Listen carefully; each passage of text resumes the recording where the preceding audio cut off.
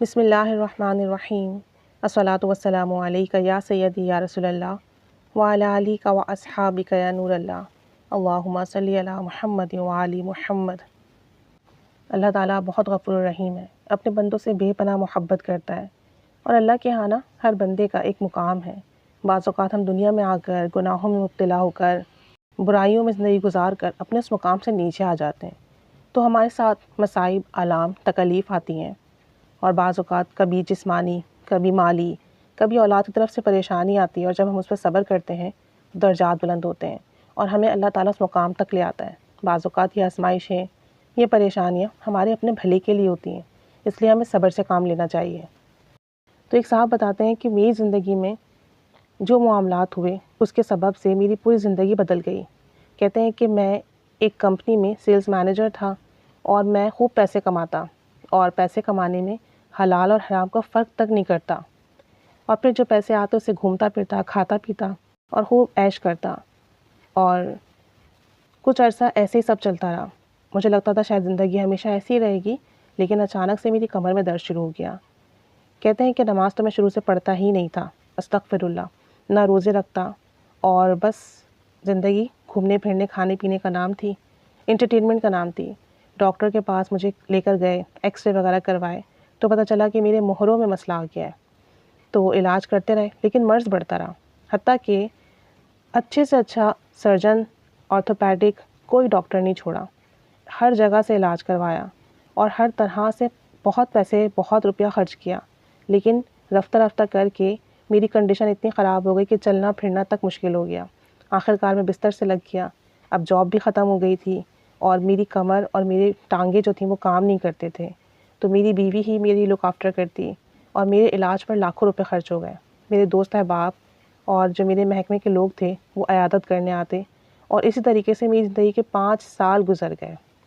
اور میری صحتیابی کی امید بالکل ختم ہو گئی۔ اور جو میرے ملنے جلنے والے تھے، دوست احباب تھے، سب کو لگنے لگا کہ میرا بچنا ناممکن ہے، تو بس اس سے مل کر آ جاؤ، اس سے مل کر آ جاؤ، اس کی عیادت کر لو۔ تو کہہ رہے تھے اس دوران میرے خاص دوست تھا، اور وہ مجھ سے ملنے آیا، اور جب اس نے میری حالت دیکھی نا تو اسے بہت دکھ ہوا، اور اس نے کہا کہ آپ کو پتہ ہے آپ کی جو کنڈیشن ہے، آپ کا بچنا مشکل ہے۔ تو میں نے کہا ہاں ایسا ہی ہے۔ تو کہنے لگے پھر وقت اگر نزدیک آ گیا تو اللہ سے توبہ کرو، اپنے گناہوں کی معافی مانگو، نماز ادا کرو، بے شک توبہ کرنے والے سے اللہ راضی اور خوش ہوتا ہے۔ اللہ تعالیٰ آپ کو ضرور شفا دے گا، دعا کرو، اگر دوائیوں سے فائدہ نہیں ہو تو دعا کو اپناؤ، رب کو مناؤ، ہو سکتا ہے آپ کے کسی گناہ کے سبب آپ پر یہ آزمائش آئی ہو، آپ توبہ کر لیں، معافی مانگ لیں تو سب ٹھیک ہو جائے۔ تو کہتے ہیں کہ اس کی بات میرے دل کو لگی کہ زندگی بھر اللہ کو ناراض رکھا، اب کیوں نہ اللہ کو راضی کر لیا جائے۔ میرے دل میں اللہ کا خوف پیدا ہوا، اور میرے دوست کے جانے کے بعد میں نے اپنی بیوی سے کہا کہ مجھے وضو کرواؤ، اور پھر میں نے لیٹے لیٹے اشارے سے ہی نماز ادا کی۔ بتاتے ہیں کہ مدتوں کے بعد میں نے نماز پڑھی، کبھی بچپن میں نماز پڑھی تھی تو مجھے بہت رونا آیا، بہت ندامت ہوئی کہ اللہ کریم نے مجھے کتنا نوازا، صحت بھی دی، پیسہ بھی دیا، رشتے بھی دیے، لیکن میں نے کسی چیز کی قدر نہ کی اور اپنے رب سے لو نہیں لگائی۔ کہتے ہیں کہ میں روتا رہا، دعائیں کرتا رہا، التجا کرتا رہا، معافیاں مانگتا رہا، استغفار کرتا رہا، بہت زیادہ استغفار کیا، بہت زیادہ معافی مانگی، اور اللہ سے بات کرتا رہا کہ مجھے اس تکلیف سے، اس امتحان سے نجات دے دے، میں ٹھیک ہو جاؤں تو پھر گناہ نہیں کروں گا۔ کہتے ہیں اس طرح میں اشاروں سے چارپائی پر نماز پڑھتا، اللہ سے توبہ کرتا، سابقہ جتنے گناہ کیے تھے سب کی معافی مانگتا رہتا، روتا رہتا، اللہ کو مناتا رہتا۔ اللہ نے بڑا کرم اور فضل کیا۔ پھر میں نے سیدھے ہو کر بیٹھ کر نماز پڑھنا شروع کر دی۔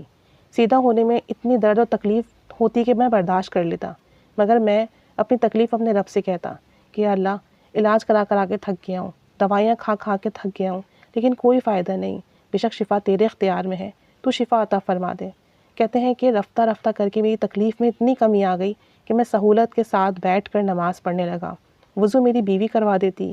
اور باقی ضرورت کے کام بھی میری بیوی ہی کرتی، اور کہتے ہیں کہ میں پورا پورا دن اللہ سے توبہ کرتا رہتا اور اللہ کا ذکر کرتا رہتا۔ پھر میں نے قرآن پاک بھی پڑھنا شروع کیا، اور میں اللہ سے مدد مانگتا۔ دن گزرتے گئے، اور تقریباً 4 مہینے کے بعد میرا وہی دوست مجھ سے دوبارہ ملنے آیا، اور اس نے مجھ سے پوچھا کہ آپ نماز پڑھ رہے ہو؟